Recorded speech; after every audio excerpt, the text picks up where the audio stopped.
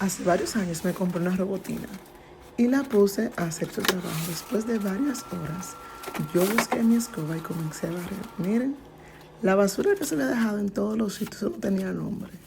Y no solo eso, sino que también se quedaba atascada en esquinas como que no tenían sentido de por qué tenía que quedarse atascada ahí.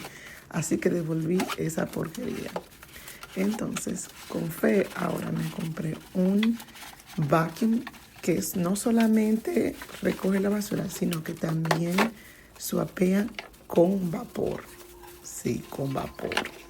Lo voy a intentar y les voy a contar cómo me va. Si quieren saber los pros y los cons de esta máquina, déjenme saber en los comentarios y se los cuento.